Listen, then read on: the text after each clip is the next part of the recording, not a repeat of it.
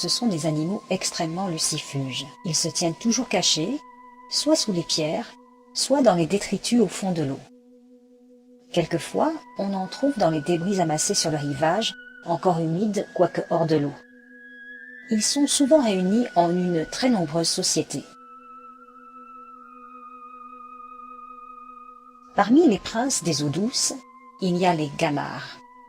C'est ce que le pêcheur appelle la crevette des ruisseaux et que l'on trouve de plus en plus rarement suite à la pollution des eaux douces.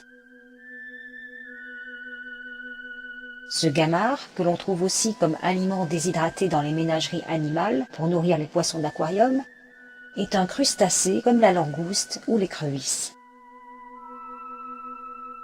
Il mesure entre 1 et 2 cm en moyenne et possède 7 paires de pattes diverses et complexes. Il respire à l'aide de petites plaques branchiales situées sur son ventre d'invertébrés. Sa tête est pourvue de 2 paires d'antennes et de 2 yeux à facettes. Une espèce de gamard vit dans les eaux souterraines et est aveugle.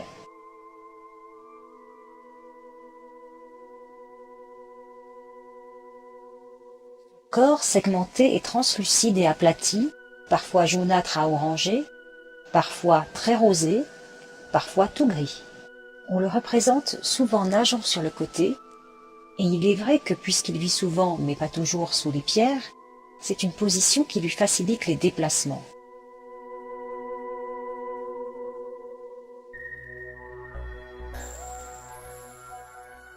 Lorsqu'il nage, les 3 dernières paires de pattes sont immobiles, et lorsqu'il ne nage pas, il s'en sert alors pour s'accrocher ou s'immobiliser.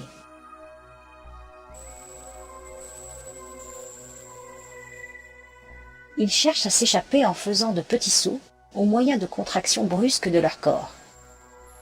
Mais lorsqu'on observe sans les déranger des sujets gardés en captivité, on constate que lorsqu'ils nagent librement en pleine eau, leur corps est étendu et leur dos dirigé en haut.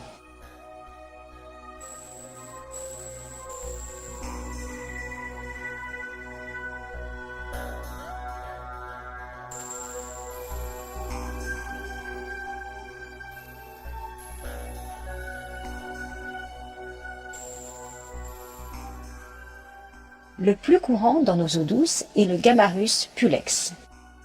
Les membres de ces 2 premières paires de pattes sont terminés par un crochet mobile qui peut se rabattre sur le tarse.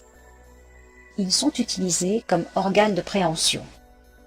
Ces membres sont particulièrement développés chez le mâle. Ils lui servent à maintenir la femelle. La taille des mâles est supérieure à celle des femelles. Certains de ces membres postérieurs ont la forme d'une double palette ciliée pour la natation. Mais même lorsqu'il est au repos, l'animal les agite continuellement, car, par leurs mouvements, ils entretiennent un courant d'eau vers les branchies. On observe parfois, sur les côtés de certains individus, des groupes de petites taches rouges. Ce sont des parasites destinés à attirer des poissons pour perpétrer le cycle du parasite. On trouve les gamarres pendant toute l'année dans presque toutes les eaux. Cependant, ils évitent les eaux stagnantes. Ils préfèrent celles qui sont peu profondes et dont le courant n'est pas trop rapide. Ces crustacés ont besoin de beaucoup d'oxygène. En captivité, pour peu que l'eau soit insuffisamment aérée, ils périssent. Leur durée de vie n'excède pas 2 ans. Très fréquemment, on voit les mâles nager en tenant, avec leurs membres antérieurs, une femelle enlacée sous leur corps. Et cette femelle, de son côté, porte ses œufs, ou des jeunes, contre la face ventrale de son thorax. Les jeunes ne quittent leur mère que lorsqu'ils sont bien développés. Les gamarres ont une nourriture très variée. Ils mangent les animaux et les végétaux, morts et en décomposition. Mais ils attaquent aussi et dévorent les animaux vivants plus faibles qu'eux, tels que les larves d'insectes et même, quelquefois, leurs propres jeunes. Depuis quelque temps, on assiste à une invasion d'espèces venant de la mer Caspienne, car les gamarres peuvent vivre aussi en eau saumâtre ou salée. Cette espèce invasive est dite tueuse parce qu'elle est plus grosse en taille et dévore toutes les autres espèces indigènes. Ainsi, dans le passé, les gamards pullulaient, et aujourd'hui on les voit disparaître des endroits qui étaient leurs habituels lieux de vie.